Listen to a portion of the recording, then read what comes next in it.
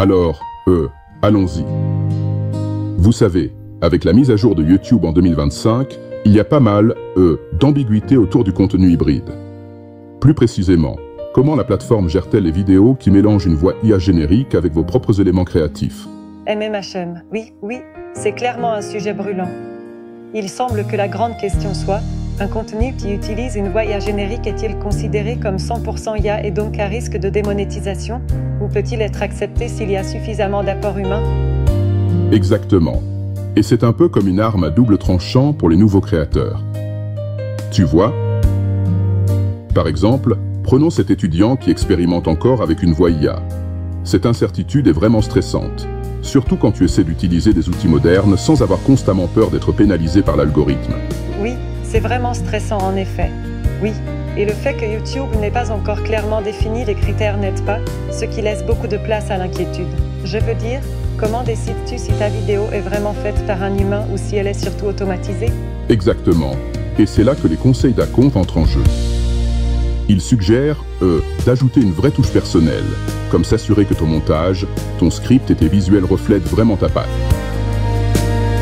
Ce n'est pas juste une question de voix. Il s'agit de rendre le contenu authentiquement tien. Même, carrément. Mais attends, il y a quand même une chance que certains disent qu'un peu d'intervention humaine, ce n'est pas suffisant, non?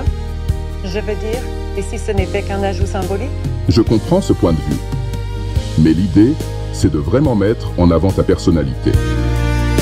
Par exemple, même si tu utilises une IA pour la narration, si tu expliques ta démarche, disons dans la description de la vidéo, en précisant « Voix IA pour la narration, montage et script fait par moi ».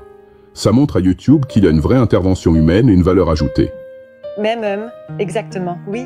Et c'est un peu comme tester le terrain avec des vidéos courtes d'abord. Non, de cette façon, tu peux voir comment l'algorithme réagit et t'ajuster si besoin. Exactement.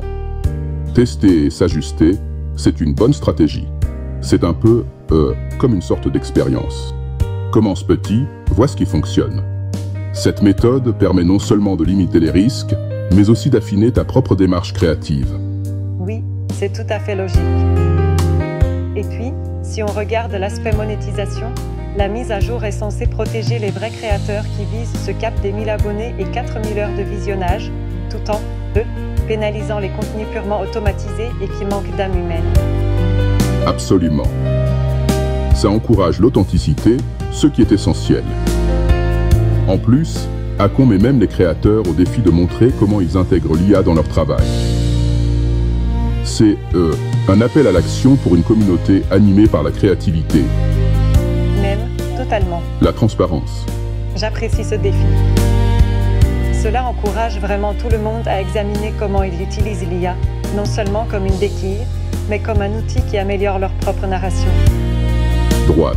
Et il est essentiel de se rappeler que l'IA peut être un outil puissant, mais elle ne remplace jamais la perspective humaine unique. Ainsi, documentez votre processus, peaufinez votre approche et ajoutez systématiquement cette touche personnelle est ce qui maintient votre travail dans la zone de sécurité. Oui, absolument. Bien dit. En substance, il s'agit d'équilibrer une technologie innovante avec une véritable créativité. C'est une ligne difficile à suivre, mais elle encourage à la fois l'apprentissage et l'évolution parmi les créateurs. Exactement. Et je pense que c'est l'avenir des créateurs qui évoluent avec la technologie tout en gardant toujours cette étincelle individuelle vivante. Merci pour cette excellente discussion et à l'avenir, sachons adopter l'IA sans perdre notre touche humaine. Tout à fait.